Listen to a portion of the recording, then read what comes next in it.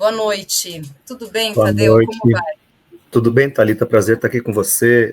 Foi muito prazeroso. Na realidade, esses 15 minutos também foram 15 minutos em que o Chavoso trouxe assim, um pensamento e uma posição muito importante, sobretudo quando a gente reflete sobre o campo da esquerda, não é que ainda está num apagão absurdo, e que de fato a gente precisa repensar todo esse processo, nossas posturas, com quem que de fato a gente faz o fechamento político. Então, acho que lideranças como ele e outros que têm surgido, né, na contemporaneidade estão apontando que de fato ainda existe uma esperança de reconstrução do campo progressista da esquerda, que a gente precisa colocar muita energia nessas lideranças para que, de fato, a gente tenha condições de ter um debate qualificado, né, para que a gente possa fazer o enfrentamento desse avanço preocupante da extrema-direita, não só no Brasil, mas no mundo. Então, foram 15 minutos de aprendizado aqui também, Thalita. Obrigado.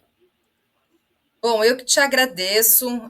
Esse aqui é um programa de estreia, viu, Tadeu? Então a gente está aqui nesse processo mesmo de construí-lo, né? Entender um pouco. E o que a gente quer trazer a partir das falas de vocês, convidados, né? Das conversas que faremos, dos debates, é justamente pensarmos o que é cultura brasileira, inclusive não sendo ela única, né? E travarmos isso a partir dessa ótica realmente de quem produz, de quem faz cultura, e você é essa pessoa, um pouco da sua trajetória. Então, vamos falar sobre isso. Então, já logo de cara, eu tenho um texto que eu li seu, que ele já é um texto já tem algum tempo, ele está presente no livro do Coleção Sambas Escritos, em que ele diz: somos paulistas e sambamos para cachorro, né? Tá nessa coleção. E aí você fala aqui, vou até trazer aspas do que você diz aqui, né? Que a cultura vem do povo, o povo é quem deve promovê-la e discutir as propostas, então, de estruturação das diversas manifestações músico-culturais, pensar e administrar o Estado. Se você puder falar um pouco mais o que é isso, a partir de uma lógica realmente de apropriação da branquitude, uma apropriação capitalista, mercadológica do que é cultura, que no meu entendimento, até queria te ouvir se você concorda comigo, ela é afro-indígena, quando a gente fala de cultura brasileira, e te ouvir, então, falando sobre a partir dessa sua afirmação que está presente nesse seu texto. Thalita, primeiro parabenizar por essa estreia e dizer para você que estou muito feliz e honrado, né, de estar aqui inaugurando este que já é um programa importante, sobretudo que discute política, que discute cultura, que discute políticas públicas, que está muito antenado ao que o povo brasileiro precisa e quer, né, consumir de conteúdo de qualidade. Então, primeiro, parabenizar por isso e dizer que da minha felicidade de estar aqui com você. Esse, de fato, é um texto que foi produzido nessa coleção, né, uma coleção importante que trouxe outras e outros pesquisadores também refletindo sobre cultura, sobre samba, e é óbvio, né, que eu ainda que esse texto já tenha sido produzido por algum tempo, eu ainda assino embaixo, né, do próprio texto, né, fica parecendo até algo redundante, mas nesse caso cabe sim a redundância porque você reafirma aquilo que você escreveu e você mantém uma coerência. E coerência é uma das coisas que eu gosto muito de sempre ter como princípio das coisas que falo, que pratico, dos meus atos, das minhas ações políticas e culturais. É lógico que a gente também tem que compreender a importância de afirmar que a cultura vem do povo, é produzida pelo povo e que ela volta para o povo, não é? O próprio mestre Candeia já dizia isso, né? É feito pelo povo para o povo e entregando novamente para o povo. E quando a gente de fato tem estados, quando a gente tem políticas públicas que não compreendem isso, que não de fato vai fazer um diálogo próximo, na base, com quem produz cultura, de quem pensa a cultura, de quem de fato articula pela cultura, e que, por sua vez, está nas bases fazendo essa reafirmação da identidade cultural de um povo, a gente, de fato, começa a pensar na possibilidade de apresentar algumas posições mais críticas. Então, quando a gente pensa no sistema capitalista, quando você pensa na apropriação dessa cultura, da cultura que vem do povo, não só uma cultura no sentido musical, no sentido rítmico, no sentido estético, mas no sentido político. Não é? Quando você coloca, Thalita, que a cultura é afro-indígena, sem sombra de dúvida, foram os povos das diásporas africanas e também os povos originários que foram responsáveis diretos pelo processo civilizatório do povo brasileiro. Quem deu a identidade, quem deu o sentido de brasilidade a partir do conceito do que é cultura, e cultura de uma forma ampla da palavra, cultura povo, cultura língua, cultura culinária, cultura, todas as formas que definem a cultura de um povo, ela vem desse lugar, dos povos das diásporas africanas e também dos povos originários. Porque quem minimamente leu e conhece a história do Brasil sabe que a invasão colonial aqui no Brasil foi única e exclusivamente para poder fazer extração de riqueza, não é? Foi uma colonização de exploração e não uma colonização de povoamento, de civilização. E quem traz esses fatores, esses valores civilizatórios, evidentemente, são os povos das diásporas africanas e os povos originários. Então, quando a gente escreve esse texto, a gente está chamando a atenção da importância de o povo ter o domínio, o comando, né, a direção daquilo que entende que é importante para que, de fato, quando você apresenta a proposta de política pública, que ela, de fato, volte de uma maneira em que o povo se sinta representado, se sinta contemplado, e, mais do que isso, se sinta participante do processo de pensar as políticas públicas no campo da cultura. E aí a gente está recortando aqui, Thalita, no campo da cultura, mas política pública em todas as áreas. Acho que tem que ter a participação popular. Acho que tem que ter o olhar da população e, sobretudo, a contribuição do que a população entende que é importante pensar de políticas que possa reverter em fatores positivos e que ela consiga se conectar. Então, esse texto, quando foi escrito, ele foi escrito justamente para pensar como que a gente reflete a partir desses referenciais. E é a partir desses referenciais que a gente entende a importância de continuar tensionando de forma estratégica o Estado para que a gente não receba a política de cima para baixo, mas que de fato a gente compreenda que essa população, é o povo que está pensando, praticando, produzindo cultura, é que precisa ser ouvido, precisa ser contemplado em todas as frentes que tem a ver com políticas públicas voltadas ao que esse povo produz. Então, esse texto foi um ensaio, na realidade, daquilo que a gente continuou produzindo ao longo do tempo. Depois desse texto veio livros, né, veio artigos, veio tese, veio dissertações. Então, a gente continuou produzindo porque entendo que a cultura também é um espectro importante, sobretudo do ponto de vista político para o povo brasileiro. Acho que através da cultura a gente consegue fazer todas as transformações, inclusive no campo da educação, né, no campo sociológico, no campo educacional, no campo psicológico, em todos os campos a cultura ela atua como um agente transformador nas vidas das pessoas. Bom, e aí, fazendo um gancho a partir disso que você está trazendo, tem um post seu na sua conta do Instagram que você fez lá no início de fevereiro, que eu te acompanho nas redes, inclusive, e que você diz que você tem uma sensação, aqui falando um pouco da realidade que você vive, né, e da contribuição, inclusive cultural, que você traz para a cidade de São Paulo, de que você tem uma sensação de que andar para o São Paulo é estar num sentimento de abandono. A gente tem, né, sabe que a gente está sob a gestão, né, atual do prefeito Ricardo Nunes e do Tarcísio de Freitas. Eu não sei se exatamente é a partir disso, mas eu queria te ouvir, porque esse seu post ele me causou bastante curiosidade para entender o que é essa sua percepção sobre esse estado de abandono que você fala e que eu acho que tem tudo a ver sobre essa questão de fomento mesmo de política, de cultura, entre outras coisas, como você também já colocou aqui. Thalita, eu vou dizer para você que eu sou nascido e criado na cidade de São Paulo, na zona norte de São Paulo, no bairro da Casa Verde, um dos territórios mais importantes, não só do meu ponto de vista, mas do ponto de vista de quem vive a cidade de São Paulo, sobretudo por trazer referenciais importantes da cultura paulista e paulistana. Então, eu sou nascido e criado na cidade de São Paulo. Eu ando por essa cidade, eu conheço essa cidade como a palma da minha mão. E eu digo isso com muita tranquilidade, porque eu ando em todas as zonas da cidade de São Paulo. Norte, sul, leste, oeste, região central, que eu frequentei, que por muitos anos realizei, junto com os meus pares, um programa, um projeto, que foi o projeto Rua de São Paulista, dentro da Cacrolândia, onde ali a gente conseguiu fazer uma revitalização humana, social e cultural durante 16 anos. Então, a gente conhece muito bem a cidade de São Paulo.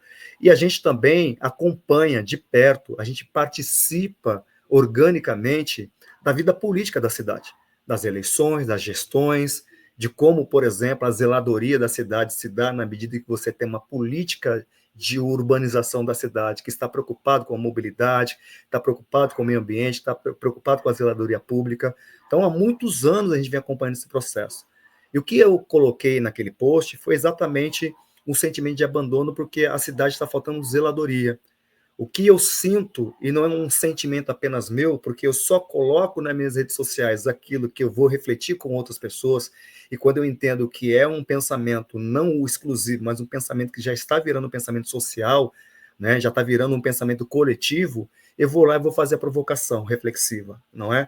Então, a reflexão daquele post foi, olha, o sentimento que nós temos andando pela cidade de São Paulo é que você não tem um transporte público de qualidade, você não tem uma zeladoria da cidade de qualidade, você vê a cidade com nenhum tipo de serviço de poda de árvores, você não vê o serviço de limpeza urbana funcionando, você vê a segurança da cidade caótica.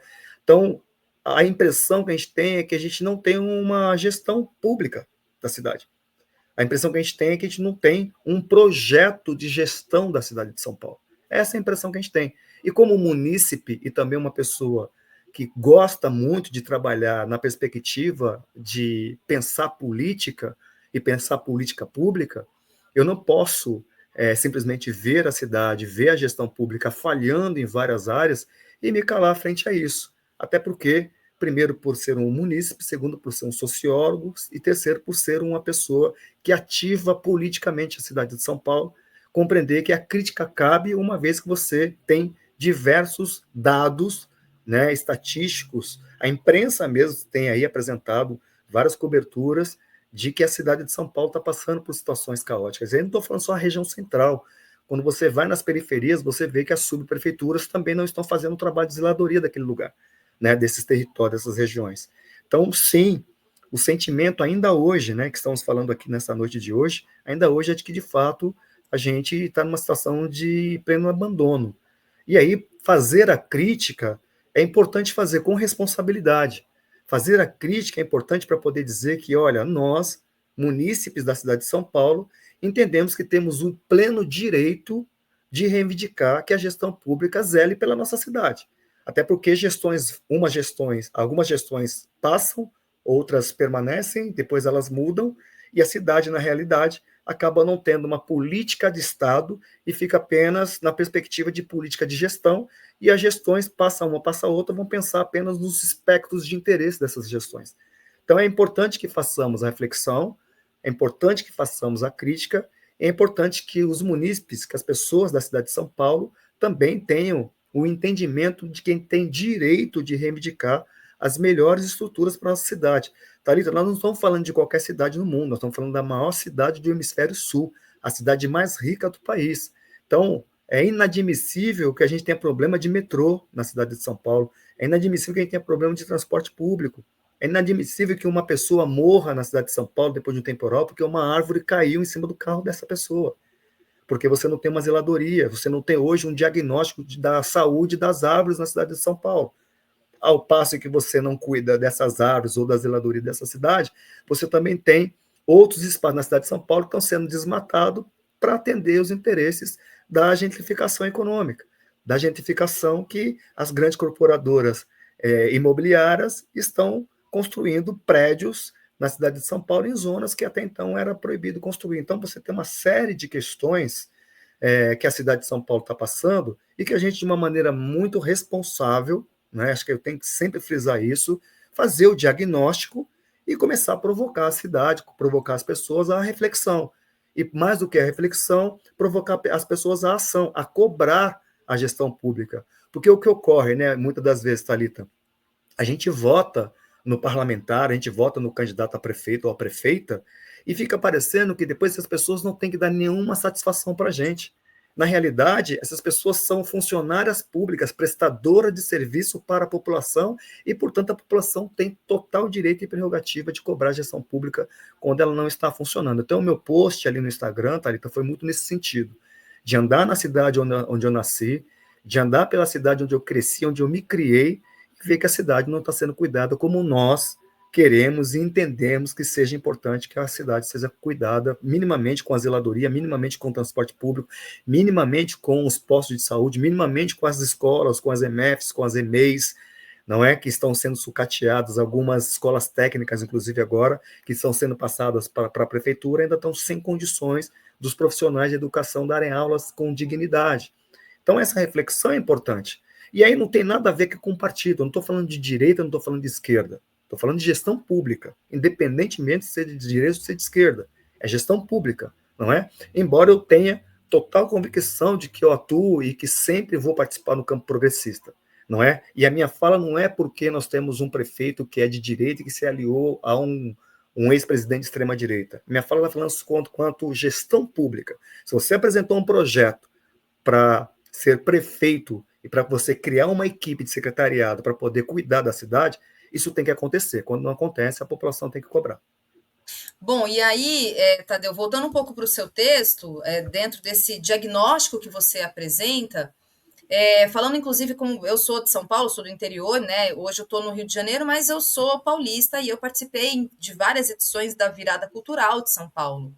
Então, eu queria te ouvir, a partir desse diagnóstico que você traz, e voltando para o seu texto, como é que você está avaliando a cultura de São Paulo, nesse sentido, enquanto política pública? Porque a gente sabe que, em termos de fomento de cultura e de produção de cultura, para além daquilo que está dentro da institucionalidade, a gente sabe que o tempo todo as pessoas estão produzindo cultura, né? Você, inclusive, é uma dessas pessoas, tem a sua trajetória a partir dessa execução desses projetos todos. Mas como que você avalia, por exemplo, a virada cultural de São Paulo, que já foi, me parece, e que deixou de ser muito emblemática. Chegava maio, todo mundo queria ir para a virada cultural de São Paulo. Que aquilo de fato acontecia, coisa que a gente está falando aqui de, sei lá, 10 anos, 15 anos atrás. E hoje me parece que isso se fragmentou, acabou, foi, enfim, sendo cada vez mais apagado mesmo, invisibilizado. Então, em termos de política de cultura, como é que você está vendo atualmente, a partir, inclusive, da virada cultural, como eu trouxe aqui esse exemplo? Thalita, a virada cultural, quando nasceu, e se me salvo engano, ela nasceu na gestão do então prefeito José Serra, ela nasceu para ser uma das melhores políticas culturais do Brasil, e de fato nasceu com esse viés. As primeiras edições da virada cultural, de fato, a cidade de São Paulo ganhou uma proporção, uma dimensão de produção cultural, de diversidade cultural, onde as pessoas, inclusive, né, que foram periferizadas, começaram a entender que era importante ir ao centro e também ter direito à cidade, ter direito à política de cultura, que, sobretudo, a região central da cidade oferece, onde, inclusive, essas políticas estão muito mais estruturadas, né? Com teatro, cinema, salas de shows, etc., né? Então, onde você tem mais infraestrutura de cultura atendendo a população de São Paulo. O grande problema é que, ao longo dos anos, ela foi perdendo um pouco esse caráter. Ela deixou de ser um dos grandes potenciais de política, de programa de políticas públicas culturais da cidade de São Paulo, para começar a virar projeto de gestão. Não é? Deixou de ser uma política pública de Estado, começou a virar projeto de gestão, e cada gestão foi moldando essa política de acordo com os interesses, de acordo com o grupo político que estava à frente, e que foi conduzindo e foi meio que organizando com o perfil daquela gestão. Se a gente for trazer agora na contemporaneidade essas últimas gestões da virada cultural, nós tivemos aí uma desidratação absurda, né, de participantes, de uma diversidade, inclusive, né, de artistas, de pessoas que trabalham, profissionais da cultura. Para você ter uma ideia, as comunidades de samba em São Paulo, que não são poucas, são muitas comunidades na Zona Sul, Leste, Oeste, em todas as regiões, que fazem as rodas de samba 365 dias por ano.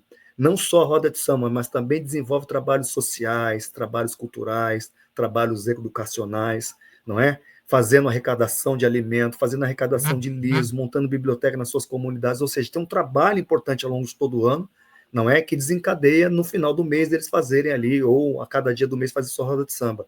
Essas comunidades, por exemplo, não participam mais da programação da virada cultural, não são contempladas na política cultural da própria cidade de São Paulo. E aí, o que acontece com isso? Você só tem, parece que essas gestões só veem a virada cultural como a possibilidade de ser um programa para pensar a cultura em São Paulo. Ao longo do ano, você não vê outros programas acontecendo. Você vê, às vezes, fomento, mas que entra num processo burocrático que faz com que, de fato, essa burocracia não contempla quem é o mestre do saber popular, do jongo, que está fazendo jongo aqui na periferia de São Paulo, ou o mestre que está fazendo um batuque, ou o mestre da capoeira, que também tem ali uma didática que pode participar também como uma atividade cultural. Ou seja, essas iniciativas, esses profissionais, essas pessoas que trabalham com a cultura periferizada, elas não são contempladas na política da vida cultural. E aí você tem aí, do meu ponto de vista, uma grande lacuna, um grande problema, porque nem tem durante o ano programas ou projetos ou editais sem aquelas burocracias que impedem essas iniciativas de participarem, ou seja, durante o ano você não acessa o orçamento público da cultura para poder desenvolver suas ações nos seus territórios, e ao mesmo tempo, quando você tem um grande cenário, que é a virada cultural, você vê artistas contemplados que não fazem um trabalho nas quebradas, nas periferias, nas comunidades. Ou seja, nenhum problema em você trazer um artista de renome, um artista internacional, não é? Para ganhar um cachê que é absurdo o valor do cachê, que às vezes um artista só ganha. Um cachê de artista poderia contemplar várias iniciativas culturais das quebradas, entende?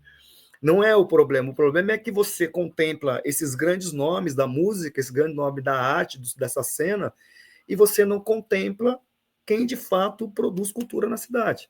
E aí não é um problema de você pensar só nos artistas da cidade de São Paulo, não é? Porque então fica parecendo uma coisa quase muito bairrista, né? A política é da cidade, então você tem que contemplar só os artistas da cidade. Não é sobre isso. É sobre você, de fato, pode contratar um grande artista de nome, mas acho que você precisa entender que parte desse orçamento tem que contemplar quem faz a cultura na cidade de São Paulo acontecer nos 365 dias do ano. Então, do meu ponto de vista, a virada cultural, Thalita, precisa passar por uma grande reformulação, tem que ser repensada essa política, para que, de fato, a gente possa pensar uma política de cultura para a cidade de São Paulo que chegue na ponta e que traga a ponta também para o centro para poder fazer esse trabalho de intercambiar experiências, não é? A experiência que é desenvolvida lá na região mais afastada da cidade, junto com a política que é estabelecida na região mais abastada da cidade. Porque aí você vai, de fato, contemplar e fazer com que todas essas pessoas tenham não só direito à cidade, mas tenham direito também a acessar o orçamento de política pública na cidade de São Paulo.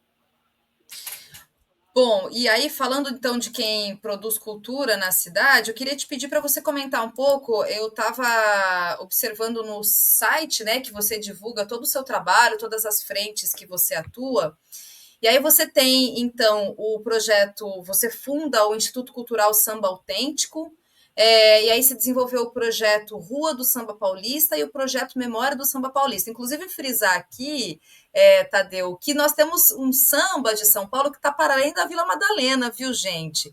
Eu falo isso, Tadeu, claro, estou brincando aqui, mas é porque eu que estou no Rio de Janeiro, ouço muito aqui assim, mas fui para São Paulo e onde está o samba de São Paulo? Vai em uma casa ou outra ali. Eu falo Vila Madalena porque a gente sabe que a Vila Madalena é muito conhecida, é turística, quem vai para São Paulo vai ali para essa região e fica ali. Então eu queria te ouvir e já fazendo um gancho para aproveitar também para te ouvir desses projetos e para você falar também do seu livro que você fala da pequena África Paulista, né? Desse livro que você lançou, acho que em 2020, se eu não me engano, né? 2020. Isso, que é o que você fala, inclusive, do seu território, né? De onde você nasceu, Casa Verde, uma pequena África paulistana.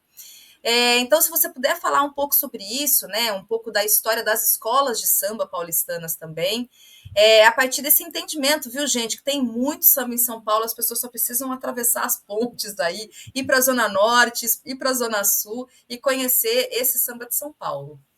Thalita, obrigado pela abertura de falar sobre isso, né? De fato, no dia 13 de maio de 1999, nós fundamos o Instituto Cultural Samba Autêntico. Na realidade, a fundação do Instituto foi o resultado de muita pesquisa que a gente realizou naquela década. Na década de 90, nós nos debruçamos para poder entender as origens do samba em São Paulo, né? A gente foi muito influenciado, sobretudo na década de 70 e 80, com o samba que se manifestava, se organizava no Rio de Janeiro, por conta das rádios, gravadoras, aquelas coisas todas, era o que chegava aqui para a gente. Então, só que a gente começou a investigar onde é que estavam as origens do samba que era organizado em São Paulo. Então, o Samba Autêntico realizou essa pesquisa e começou a fazer uma roda de samba no centro da cidade de São Paulo, na loja de instrumentos contemporânea. E lá a gente cantava e contava a história do samba, não é? Então, quem era o compositor, quem gravou, qual era a história do samba, etc. É que ele foi criando um ambiente em que, para além da roda de samba, você também tinha um movimento muito didático com o samba, não é? De contar a história, de trazer pessoas, trazer personagens importantes da história do samba que não eram lembrados, às vezes, sobretudo pela nossa geração da época. Então, aquilo ganhou uma dimensão, Thalita, que a gente, no dia 20 de novembro de 2002, a gente teve que fazer a roda de samba na rua, do tanto de gente que tinha, uma roda acústica, então não dava para as pessoas ouvirem, fizeram no meio da rua, e ali foi a primeira edição do projeto Rua do Samba Paulista.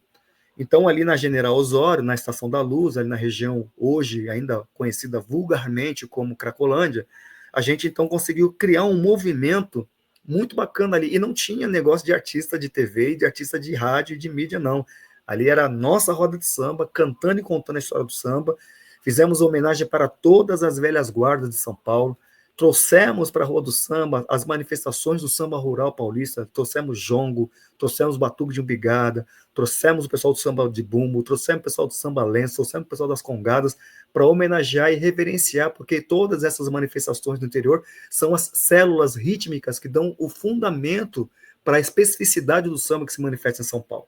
Então, a Rua do Samba Paulista foi um marco também, né, modesta parte falando, porque foram 16 anos ocupando o centro da cidade de São Paulo, trazendo as pessoas de várias regiões, vinha gente de todo o estado de São Paulo para participar, vinha gente de Minas Gerais, vinha gente do Rio de Janeiro, em caravana para poder participar. A gente colocava 7 mil pessoas todo último sábado do mês cantando samba e discutindo a cidade. Porque embora estejamos ali, a gente estava ali ocupando um espaço público e também utilizando de equipamento da gestão pública, nós éramos muito críticos também com a cidade, com o abandono daquela região, com a falta de um trabalho social ali na Cracolândia, com a falta de equipamentos que pudessem trazer mais estrutura para aquele território. Então, a gente tinha sempre uma posição política muito crítica ali. Então, a Roda do Samba foi muito importante do ponto de vista de também trazer todas as comunidades de samba, comunidade da Zona Sul, da Zona Leste, da Zona Norte, da Zona Oeste, todas as comunidades de samba de São Paulo passaram pela Rua do Samba Paulista, ocupando o centro da cidade de São Paulo, cantando samba. E aí, com esse processo, Thalita, também, a gente começou a entender que o repertório e que também a discografia de São Paulo não estava chegando nas comunidades, não estava chegando nas rodas. Eu, particularmente, sempre gostei muito, sobretudo no início da década de 90, eu era a gente chama aqui de brechoseiro. Eu ia nos brechós pesquisar livro, pesquisar disco, pesquisar jornal, para poder ler, entender, estudar, pesquisar. Então, eu tenho uma coleção grande de vinil também dessa época. E aí, a gente começou a pensar no projeto Memória do Samba Paulista, não é? Em parceria com uma instituição de música, né, que fazia música cubana e brasileira, entenderam também, não conheciam o repertório do samba de São Paulo, eram muito conectados ao repertório do samba do Rio de Janeiro, então nós produzimos a coleção Memória do Samba Paulista. Inclusive, estou até com a Embaixada do Samba Paulista, acho que não vai dar para ver muito bem por causa da coisa, acho que essa minha tela aqui está, infelizmente. Tá um pouco embaçado. Tá embaçado, ó. Aqui, ó, Embaixada do Samba, não sei se eu consigo tirar agora, acho que eu não vou conseguir mudar a configuração aqui da minha tela, mas a Embaixada do Samba, Tias Baianas Paulistas, ó, Velha Guarda da Uniso do Peruche, Denise Camargo, aqui, ó, Velha Guarda Nenê de Vila Matilde, aqui, ó, Tio Mário, aqui, Velha Guarda Brasilândia, da Rosas de Ouro, aqui, Velha Guarda da Vila Maria, ainda tem Velha Guarda da Vai Vai, tem João Borba, tem Ideval Anselmo. Nós produzimos uma coleção de 12 discos, inclusive parte desses discos estão lá no Spotify, para quem estiver nos assistindo aqui, pode ir lá no Spotify, colocar Memória do Samba Paulista, que vocês vão ter acesso a um repertório lindíssimo de sambas produzidos pelos sambistas de São Paulo, não pelos sambistas da Vila Madalena, que eu tenho muito respeito, mas pelos sambistas que estão nas escolas de samba, que estão nas quebradas, que estão nas periferias, esses lugares que pouca gente acessa. Então fica também aqui a dica para as pessoas que não são de São Paulo, que vierem para cá, vocês podem curtir sim a Vila Madalena, porque tem samba de muita qualidade, mas se vocês quiserem o samba de quebrada, atravessa a ponte, não é? Vem para a Zona Norte, vai para a Zona Leste, vai para a Zona Sul, tem muito samba de qualidade aqui, e a gente também pode certamente fazer uma boa recepção, e vocês vão gostar demais. E para poder concluir o que você me perguntou, com tudo isso, né, Thalita, eu também fui, enfim, buscar também outros elementos. Eu nasci e fui criado num bairro, que é o bairro da Casa Verde, que é uma das regiões, a zona norte de São Paulo é a região mais negra da cidade, não é? O contingente, né, quantitativo, qualitativo das pessoas negras dessa região foi fundamental, inclusive, para poder criar os principais referenciais culturais que a gente tem na Zona Norte. As principais escolas de samba, o sambódromo do AMB, né, que fica aqui dentro do nosso território, na Casa Quais Verde. são as escolas, Tadeu, Olha, aqui, ó, nós da temos a Zona Unísio de Norte? Vila Maria, fundada em 54, nós temos a Unísio do Peruche, fundada em 56, nós temos a Morro da Casa Verde, fundada em 63, nós temos a Rosa de Ouro, de 73, nós temos a Mocidade Alegre, de 1970 e 68, a Mocidade Alegre, se eu não me engano, 69, agora me falhou a memória, mas nós temos, ó, nós temos Unidos de Vila Maria, Unidos do Peruche, Morro da Casa Verde, Mocidade Alegre, Rosas de Ouro, Acadêmicos do Curuvi, X9 Paulistana, além das escolas que estão no acesso, né, que não estão no grupo especial. Né? Você atravessou a ponte da Casa Verde, você tem Camisa Verde e Branco, você tem Gaviões da Fiel, você tem todas essas escolas aqui no entorno, né? O Sambódromo, por exemplo, de São Paulo, está dentro do nosso território da Casa Verde, o afoxé de carnaval mais antigo, que abre o carnaval de São Paulo, que é o afoxé, o Modadá, Fios da Coroa de Dadá, já tem 44 anos, é daqui do nosso território, Ilês de Candomblé, grupo de capoeiras, templo de Umbanda, ou seja, este aqui é um território que respira a cultura negra e que, portanto, essa cultura negra dá esse caráter de identidade, aquele que o professor Milton Santos nos ensinou nos seus escritos sobre suas pesquisas sobre territórios, sobre geografia, é o que dá a territorialidade, a identidade cultural do nosso território, é essa presença negra, que cria esses nichos de sociabilidade e de referência cultural aqui do nosso território. E isso tudo essa pesquisa virou o livro, Casa Verde, uma pequena África paulistana, que vai contar o porquê que a Zona Norte de São Paulo é a região mais negra que nós temos, não só do estado, mas quando você vai pensar em números absolutos, a São Paulo é onde tem o maior número de pessoas negras no Brasil, não é? E, portanto, sendo o lugar com o maior número de pessoas negras no Brasil, é o lugar onde tem o maior número de pessoas negras fora da África, perdendo apenas para a Nigéria, que em termos quantitativos absolutos, a Nigéria é o lugar que, então, vai ter o maior número de pessoas. Então, Thalita, o livro Casa Verde, uma pequena África paulistana abriu um grande debate, não só sobre os referenciais culturais que a gente tem aqui no território, mas sobre como é importante a gente registrar os territórios negros na cidade de São Paulo, que tem sido apagado. A exemplo do que aconteceu na Liberdade, com a migração japonesa, a exemplo do que aconteceu na Bela Vista, com a imigração italiana, a exemplo do que aconteceu na Barra Funda, com os portugueses e espanhóis que chegaram. A Casa Verde, a gente entendeu que a gentrificação começou a chegar aqui, a gente começou já a produzir uma contra-narrativa para marcar esse território como território negro da cidade de São Paulo. Isso foi bacana, Thalita, porque também isso desencadeou em outras ações. Vou te dar um exemplo. Eu fui convidado, há 2 anos atrás, pelas edições Sesc, para produzir uma coleção de 4 livros, fala com o título Território, Samba e Memória Negra em São Paulo. Então, nós estabelecemos o critério de investigar as memórias e as oralidades dos representantes das velhas guardas, da escola de samba, Camisa Verde e Branco, Nenê de Vila Matilde, Vai Vai e Unidos do Peruche, para que a partir da memória dessas velhas guardas a gente reconfigure, redesenhe e a gente novamente coloque uma carga de responsabilidade, de importância nesses territórios que historicamente são territórios negros da cidade de São Paulo. Mas que quando há o processo de expansão da cidade e desenvolvimento e de modernização da cidade, essa população é expulsa. Há um projeto de higienização étnico na cidade de São Paulo e essas pessoas são colocadas nessas regiões periferizadas.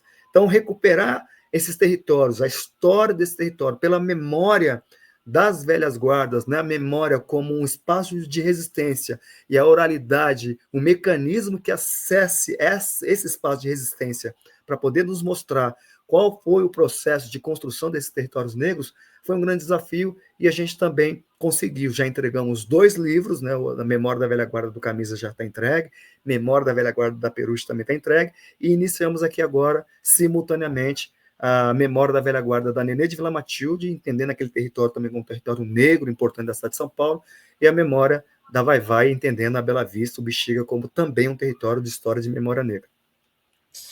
Bom, e aí, muita gente mesmo aqui pedindo para você comentar do recente falecimento, né, do seu Carlão, do Peruche, aqui, gente pedindo para você fazer esse comentário.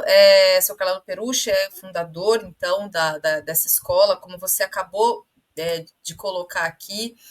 Se puder fazer esse comentário, né, que foi aí esse baluarte, né, do Carnaval de São Paulo, né, Tadeu? Sem dúvida, Thalita. Eu agradeço a todas as pessoas, né, que aqui estão acompanhando, né, esse nosso bate-papo, esse nosso escambo de saberes aqui. É importante que, de fato, a gente sempre, que, sobretudo nós que trabalhamos com memória, com território negro, com a história dessas pessoas, nós temos um papel importante, sobretudo do ponto de vista quando você pensa em aquele Itan africano, aquela máxima africana que diz o seguinte, né? Um mais velho só morre quando a gente para de falar dele. E quando a gente continuar falando dele, ele vai sempre existir, ele vai sempre viver. Então, essa é a nossa perspectiva, de que seu Carlão é imortal, né? Ele vai continuar sendo imortal. Mas nós estamos falando, Thalita, de homens e mulheres que, num tempo muito difícil da nossa sociedade, foram extremamente estrategistas sobretudo, subversivos e subversivas. Estamos falando de pessoas que criaram uma tecnologia importante de sobrevivência da população negra, sobretudo no pós-abolição. Nós estamos falando de pessoas que foram capazes de enfrentar o eugenismo, que foram capazes de enfrentar o racismo, a perseguição, todas as políticas que colocaram a população negra em cárcere, colocou nos bolsões de pobreza, e que elas conseguiram se reinventar a partir desses nichos de sociabilidade, desses aquilombamentos socioculturais que foram as escolas de samba. Falar do seu Carlão do Peruche é falar também desse personagem, dessa pessoa importante que cuidou das nossas famílias, que foi responsável, inclusive, por zelar pela vida dessas pessoas. Porque quando você cria uma escola de samba, você traz essas pessoas para dentro da escola de samba, você também está protegendo essas pessoas da barbárie nefasta que o Estado tem contra corpos negros, sobretudo na cidade de São Paulo, que é uma das cidades mais reacionárias e mais racistas que a gente tem no nosso país. Então, pensar o seu Carlão do Peruche não é apenas pensar como um fundador de uma escola de samba, é pensar em um homem que entendeu a importância de criar esses nichos de sociabilidade para proteger a sua comunidade, e mais do que isso, como um espaço em que a gente, no pós-abolição, conseguiu se reencontrar e se rehumanizar, porque nós estamos falando aí de 400 anos de desumanização, não é? De uma população que vai encontrar, não só no nicho da escola de samba e nas rodas de samba, mas também nos candomblés e nas capoeiras, espaços de reumanização. Então, o seu Carlão do Peruche é esse personagem que vai fazer o enfrentamento do Estado, mas que também, como apareceu aqui no chat, foi responsável de fazer o enfrentamento da violência ali colocada pela prerrogativa do Estado, não é? De ter o monopólio da violência, segundo Weber, e que o Estado, junto com o processo todo de perseguição que a ditadura trouxe, também perseguiu muitos sambistas. Não é à toa que Patunaga foi assassinado pelo Esquadrão da Morte, não é? E que essas histórias não são contadas. Não são contadas dessas violências, de como o regime também foi perverso contra corpos pretos e contra homens e mulheres que estavam fazendo enfrentamento dentro dos seus quilombos. Quilombos urbanos, culturais, musicais, sambísticos, como é a escola de samba. Então, o seu Carlão do Peruche é esse homem que enfrentou, por exemplo, como as pessoas estão comentando aqui, a repressão do DOPS, Departamento de Ordem Pública e Social, que ia lá fazer pressão, agredir, dar tiro em instrumento, furar instrumento, e ele, inclusive, até antes da sua passagem para o Orum, ainda relatava que carregou para o resto da vida dele uma costela quebrada por ter sido agredido, porque teve que se defender. Então, nós não estamos falando só de um fundador de escola de samba, nós estamos falando de uma liderança, nós estamos falando de um homem que, com mais 4 pessoas, com mais 3 homens e uma mulher, foram fundamentais para poder entendermos o que nós temos de samba, o que nós temos de cultura, o que nós temos de carnaval ainda hoje. Sem esses personagens, Thalita, nós talvez não tivéssemos hoje um carnaval tão importante, tão de referência como nós temos o Carnaval de São Paulo. Então, eu estou falando dos 5 cardeais do samba, que até então a passagem do seu Carlão para o Orum era o último cardeal, o último grande baluarte, fundador de escola de samba tradicional de São Paulo que estava vivo. Nós estamos falando de 5 cardeais, estamos falando de seu Carlão do Peruche, que agora fez a passagem dele para o Orum, deixou um legado fundamental e importante para a gente. Estou falando do seu Inocêncio Tobias, fundador do Cordão Camisa Verde e Branco, da Barra Funda. Estou falando de Madrinha Eunice, Deolinda Madre, que eu quero só abrir um parênteses aqui, que é uma mulher negra que vem do interior de São Paulo, da cidade de Piracicaba, do bairro Pau Queimado, um dos bairros negros da cidade de Piracicaba, vem para São Paulo para trabalhar de doméstica, jovem, cria ali, depois de alguns anos, com o processo de expulsão da população negra do bairro da Liberdade, a higienização perversa que aconteceu ali da branquitude, que expulsou a população negra para a Baixada do Glicério, ela funda em 1937 a escola de samba mais antiga em atividade de São Paulo, que é a Lava Pés. E veja, uma mulher negra, vinda do interior, que consegue montar uma escola de samba, consegue aquilombar todas aquelas famílias negras que foram expulsas da Baixada do Glicério para dentro da escola de samba. Ela passa a ser madrinha de várias crianças, dando ali educação, alimento, roupa para essas crianças, num período, Thalita, em que o Brasil, né, a situação política do Brasil era tensa, porque era exatamente onde Getúlio Vargas estava instaurando o Estado Novo, uma ditadura, fechando o Congresso Nacional, perseguindo partidos políticos, perseguindo sindicatos, e uma mulher negra está fazendo um caminho inverso, está abrindo um espaço para poder acolher e humanizar as pessoas.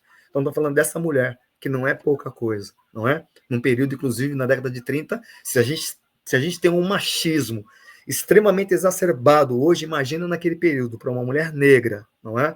Então, você tem esse processo, você tem ali o pé rachado, não é? Sebastião Amaral, que também foi um dos entusiastas que estava ali na fundação do Cordão Vai-Vai, que depois assume a presidência da escola, depois que vira escola de samba. E você tem Alberto Alves da Silva, seu Nenê da Vila Matilde. Então, são 5 personagens fundamentais para a gente compreender o que nós temos. A gente não pode esquecer dessas pessoas nunca, Thalita. A gente tem que honrar e dignificar o legado dessas pessoas para sempre, para as futuras gerações. As futuras gerações precisam conhecer a história dessas pessoas. Um dos motivos para a gente estar escrevendo essa coleção dos 4 livros, não é? Do Camisa, Nenê, Vai-Vai e Peruche, é justamente para que a gente possa deixar um legado também da memória dessas pessoas, para que as futuras gerações, pesquisadores, acadêmicos ou não, também tenham acesso a essas memórias, essas histórias, não é? Para que de fato a gente possa deixar esse legado. Então, o seu Carlão do Peruche é essa pessoa, é essa figura, é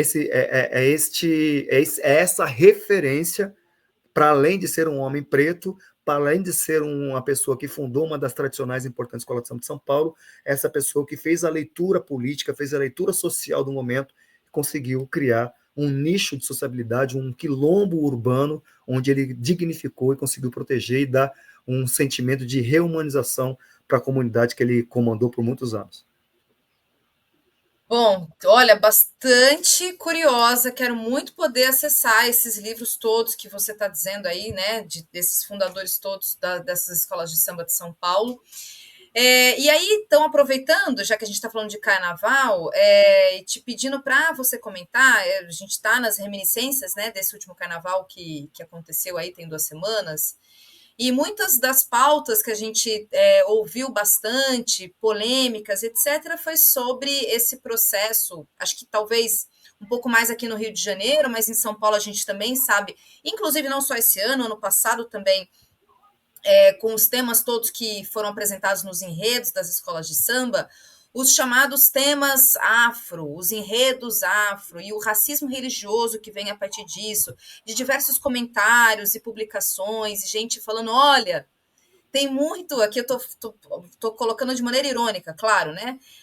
Tem muito enredo afro nas escolas de samba. Então, eu queria te pedir para você comentar a respeito disso, porque isso é uma pauta, a gente vai falar sobre isso ao longo, inclusive, dos próximos dias. Amanhã a gente vai ter o Luiz Antônio Simas aqui, então vamos tratar disso também com ele. Mas eu quero, muito importante, poder te ouvir também, Tadeu, sobre essa questão, porque isso está muito vivo. Sempre que chega o carnaval, essa questão é colocada, é posta na mesa de discussões sobre o carnaval. Tem muito enredo afro, tem muito enredo falando sobre África. Tem carnavalesco histórico que faz declaração pública dizendo que é tudo igual, que é tudo muito parecido. Então, eu queria te ouvir sobre isso, para a gente poder fechar aqui essa nossa conversa hoje.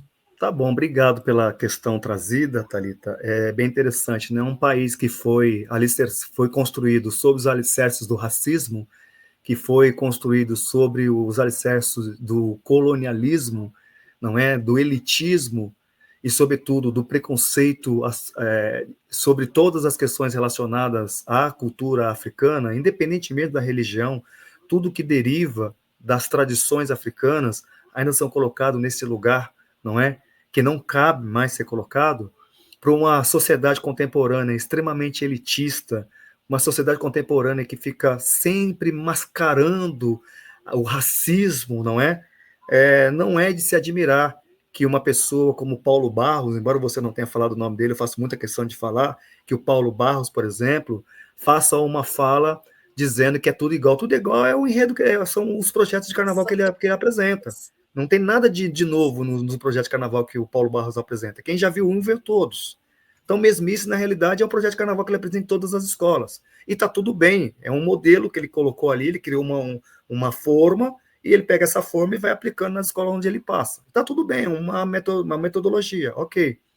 Thalita, não tem como a gente não trazer aqui uma reflexão sobre isso, porque é uma ironia, não é isso?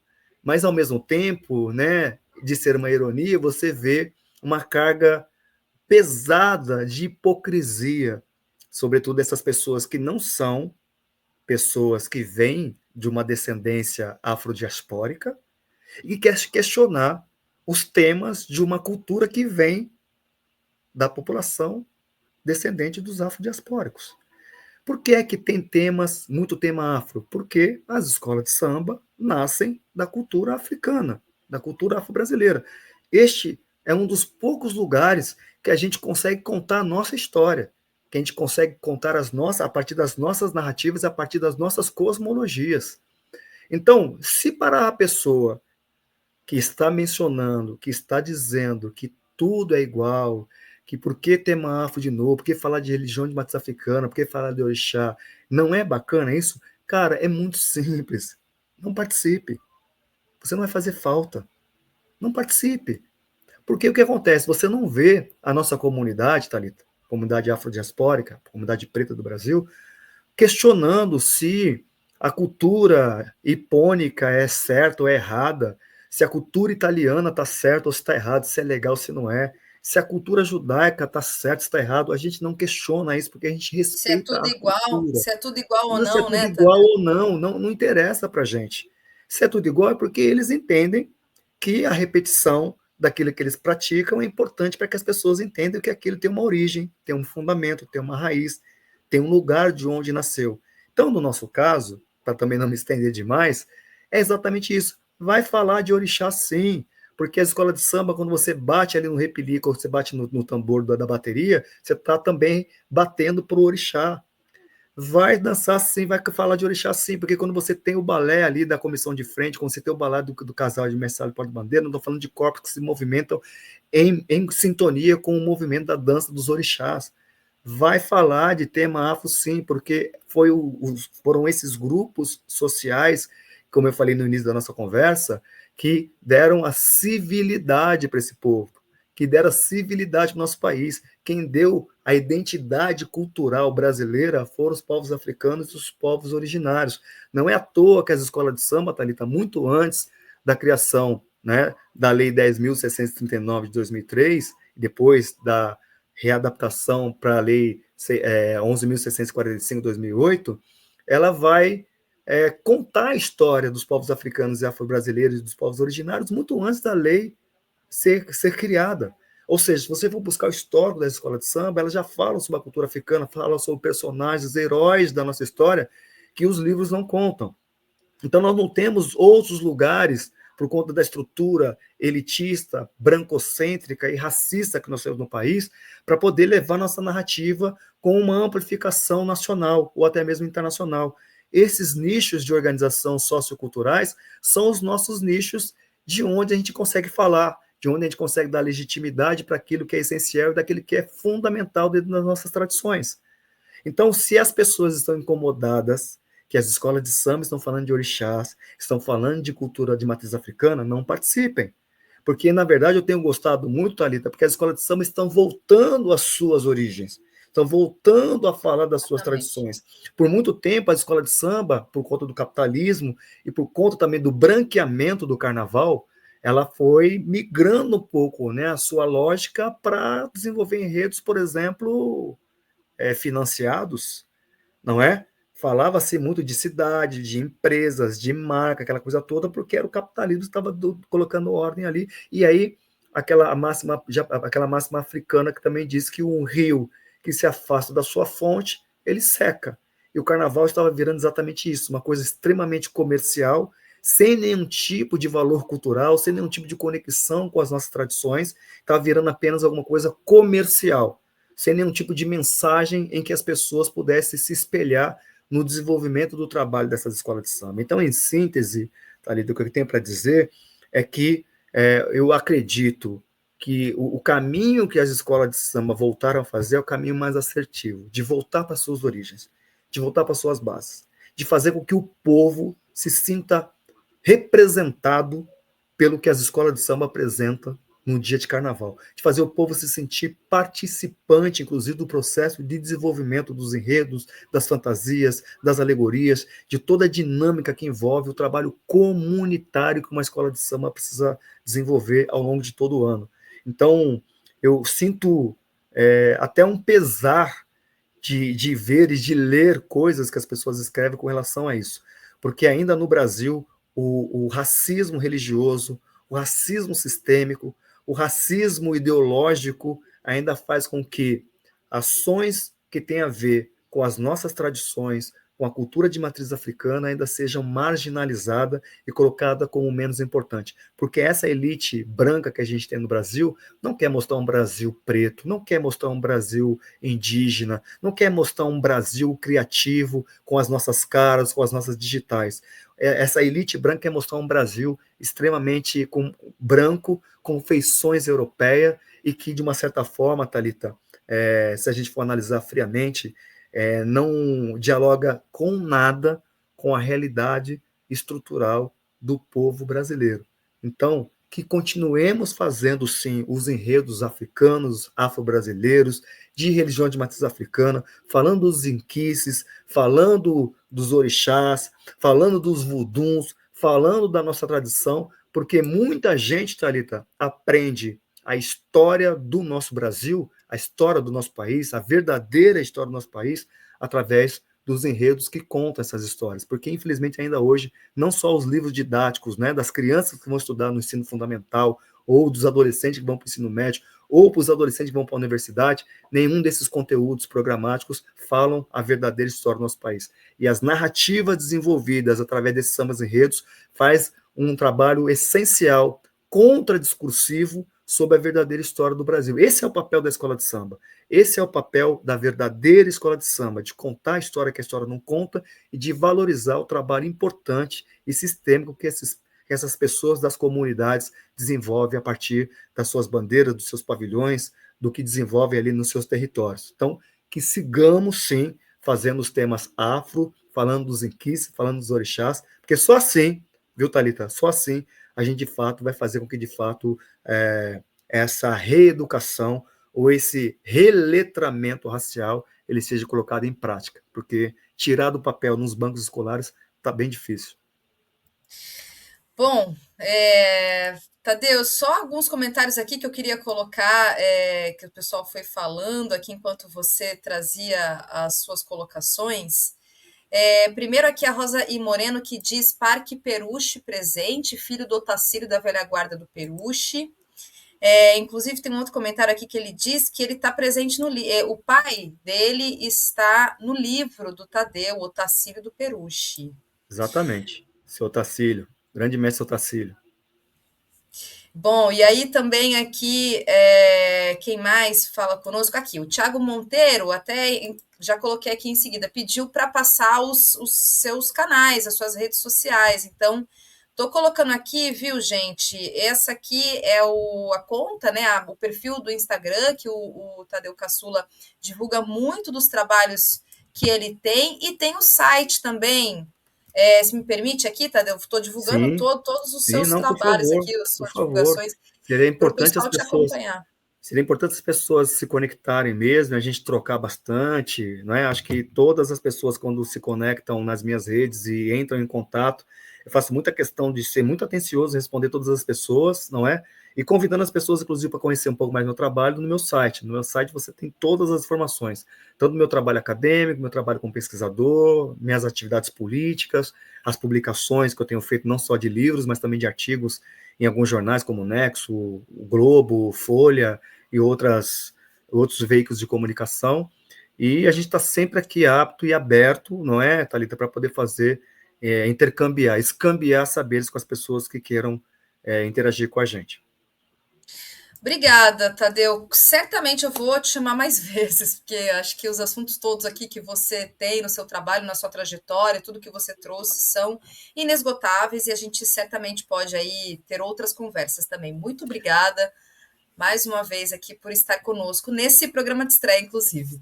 Pô, obrigado eu aí pelo convite. Estou bem feliz de estar estreando aqui nesse programa. Eu desejo que seja assim muito potente, como está sendo agora na inauguração, né, na estreia, e que outras e outros também possam vir contribuir, trazer também mais informações. Eu acho que canais como esse são importantes para a gente levar informação de qualidade para as pessoas conhecerem um pouco mais sobre a história do nosso país, seja cultura, seja política, seja economia, seja educação, enfim, temas variados, que todos esses temas nos trazem um capital cultural importante para a gente, de fato, aprender também a partir deles, Thalita, como é importante o papel de cada uma e cada um de nós como fatores de transformação da nossa sociedade. É só o conhecimento que liberta, é só a educação que vai fazer com que, de fato, a gente faça a transformação que a gente precisa fazer. Então, agradeço a você, a equipe que trabalha com você, fico à disposição para a gente seguir nessa prosa boa num outro momento, tá certo? E convido as pessoas que não são de São Paulo a virem a São Paulo,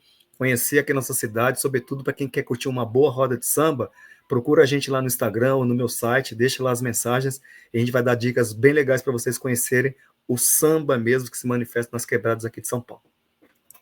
Obrigada, Tadeu. Até uma próxima. Até a Valeu. próxima. Tchau, tchau.